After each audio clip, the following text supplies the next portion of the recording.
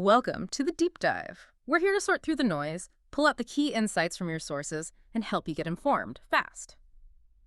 Today we're diving into something I think many of us find, well, both familiar and totally mysterious. The world of cats. Feline folklore, their legacy. Because, let's face it, cats aren't just pets, are they? They're these enigmatic little creatures. They manage to be completely ordinary one minute and then deeply mystical the next. Purring away, but also staring into nothing with those big eyes. Right. And you see those stories online all the time, don't you? A cat supposedly chasing off, I don't know, evil spirits or guarding bedrooms. Or, the funny ones where they betray their owner for a treat. Yeah, those are great. But what's really striking is how these, modern little anecdotes, they actually echo stories that go way, way back, ancient stuff. Absolutely. So our mission today is to really unpack some surprising things about feline folklore. We want to explore how that sacred legacy, especially from ancient Egypt, still kind of empowers our lives. Think of this as your shortcut to understanding why cats hold this really unique, powerful place in, human history and our hearts. So where do we start? Egypt seems key. It really is. I mean, that connection, that feeling that cats are more than just animals, it goes way back to ancient Egypt. And they weren't just, liked there. They were truly sacred. Symbols of protection, of power, divine guardians, really. Divine guardian. So it wasn't just like, oh, aren't they cute? It was much deeper. Oh, much deeper. Can you tell us more about their link to the goddess Bastet? What did that specifically mean for cats back then? Yeah, absolutely. So cats were profoundly linked to Bastet.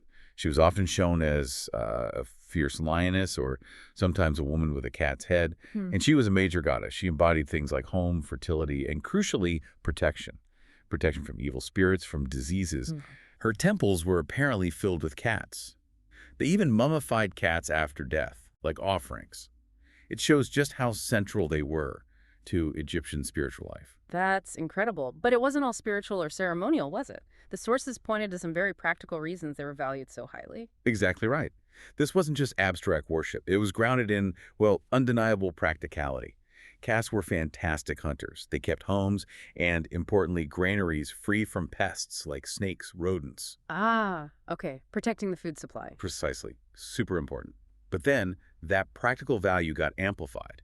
It was tied into their association with big deities, like the sun god Ra, and beliefs about the afterlife. So they became almost like living good luck charms. Talismans of divine favor walking around. The level of reverence is still kind of hard to grasp today. We're talking about a society where apparently harming a cat could be a capital offense. That's what the sources indicate. It shows an intensity, a seriousness about their status. Yeah. I even saw an online comment where someone remembered writing a paper on Bastet in high school and called herself a crazy cat girl, even back then.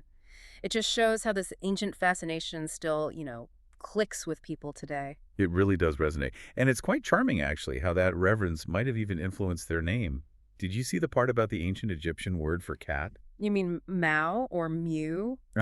Yeah, I loved that. One source specified Mew, citing a documentary. It's just delightful, isn't it? This grand civilization naming its sacred animal basically after the sound it makes. It really is. And people online found that quite funny, too. Imagining this powerful culture holding Mew in such high esteem kind of underlines how cats have always been partly defined by those distinct voices, those meows demanding attention. That connection seems so deep. Were there deeper philosophical reasons the Egyptians felt this bond? Beyond the practical and the direct deity links? That's a great question. And yes, it seems so. The Egyptians apparently saw cats as liminal beings. That's the term used. Liminal. Meaning they exist on a threshold. Between worlds, almost. Think about when cats are most active, dawn and dusk. Crepuscular. Right. Not quite day, not quite night. Exactly.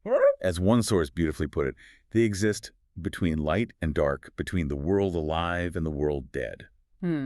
So this perception made them seem like messengers, maybe even agents of the gods, harbingers of, both creation and destruction. It really cemented this feeling that, cats don't just live with us. They seem to know something we don't. That idea of them knowing something, it's fascinating how that hasn't really gone away, has it? Not at all. You fast forward thousands of years, and cats are still kind of seen as these supernatural bouncers in modern stories. Online, you find people sharing anecdotes that mix humor with this real belief in their cats, like protective vibes. It's incredible how persistent that is. I saw one story where someone remembered as a kid picking up their cat to literally scare away the demons in their room. Wow. And another about a cat named Tommy, who would curl up every night, supposedly fending off these imaginary, huge, hovering, moistly squeaking eyes from a child's nightmare. Whether people tell these stories seriously or jokingly, they tap into that deep-seated belief that cats have some kind of sixth sense for the uncanny. Yeah, that uncanny sense. And it often comes with this funny duality, too. How so? Well, like that user who joked their cat, Serena, would basically betray them to evil spirits, show them where I hide my soul, guide them to the safe. Right.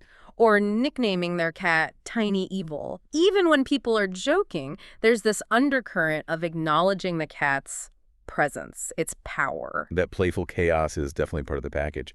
But you're right, even the tiny evil jokes, they aren't really dismissive, are they? There's still that respect, that understanding of their unique capabilities. Exactly. And it's not just online talk. This belief seems to translate into everyday life. There was that comment about parents telling our daughter the cat had eaten all the monsters and ghosts so she could sleep. It's like a modern version of that ancient Egyptian guardianship, right? Just repurposed for bedtime, cats making us feel safe. And if we look beyond, Western culture in ancient Egypt, this special status pops up elsewhere too. In Islamic culture, for instance, cats hold this unique position. They're said to be the only animals allowed inside a mosque. Oh, interesting. Why is that? It apparently stems from stories about the Prophet Muhammad's fondness for his own cat, Wessa.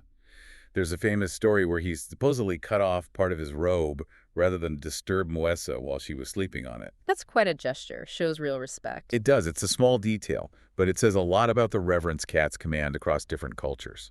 And their global reach is just undeniable today. We literally have holidays celebrating cats. We do. International Cat Day on August 8th, that's observed in the UK and Canada too, apparently. The US has its National Cat Day on October 29th. Right. And I like this one. Black Cat Appreciation Day on August 17th in the US. Trying to combat those old superstitions. Yeah, that's important. Black cats get a bad rap sometimes. They do. But all these holidays just highlight it, don't they? Cats are a global obsession. Their mystique crosses borders, eras. It's also fascinating to think about how science now might shed some light on why these ancient beliefs started. Take the purr, for example. Okay. We know now that the vibration frequency of a cat's purr, usually between 25 and 150 hertz, can actually have a calming effect on humans. It can reduce stress, maybe even promote healing. Huh. So that feeling of comfort isn't just in our heads. Potentially not. It gives a possible scientific layer to why people might have felt cats had these almost mystical healing qualities. It reinforces that protector role long before we knew the Hertz numbers. That makes sense. And their physical traits, too, they definitely lend themselves to that otherworldly feeling. Absolutely. Being crepuscular, active at dawn and dusk, and their eyes, that glow-in-the-dark thing. The tapetum lucidum. Yeah. That reflective layer. Yeah, it definitely adds to the mystique, doesn't it? Makes them look a bit supernatural and low light. And then there's just their incredible senses, their hearing, their ability to detect tiny movements. They can pick up on things we completely miss. A mouse rustling miles away, seemingly, or maybe, one of those imaginary eyes. Right. It makes them seem like they're guarding against unseen things. Exactly. It reinforces that guardian role. Yeah. And even their famous aloofness kind of plays into it. How so? Well, they don't seem to need our approval, do they? They just are. They have this quiet confidence. They don't need to prove their power. It reminds me of that Terry Pratchett quote that popped up a couple of times in the sources. Oh, the one about gods. Yeah.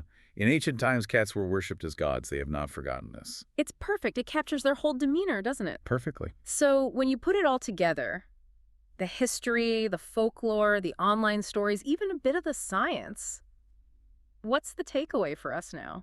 Well, I think the universal truth that emerges is that cats, they still kind of rule our lives, our homes, our hearts with a similar sort of authority they had in ancient Egypt. Yeah, majesty and mischief. Exactly.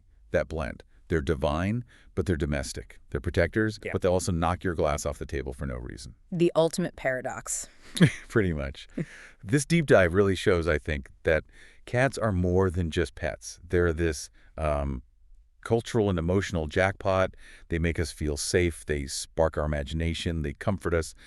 There's just something about that steady cat gaze that can make the world feel a bit more manageable, even when it's chaotic. Their legacy really is profound. They feel special because, well, maybe they are. It certainly seems that way. So here's something to think about next time your cat is just staring into space. Yeah. Or does that mad dash across the room at twilight. Remember, maybe they're not just being weird or chasing dust bunnies. Maybe they're tapping into that ancient legacy, thousands of years in the making. Mm-hmm. What else might they be guarding or seeing that we just can't?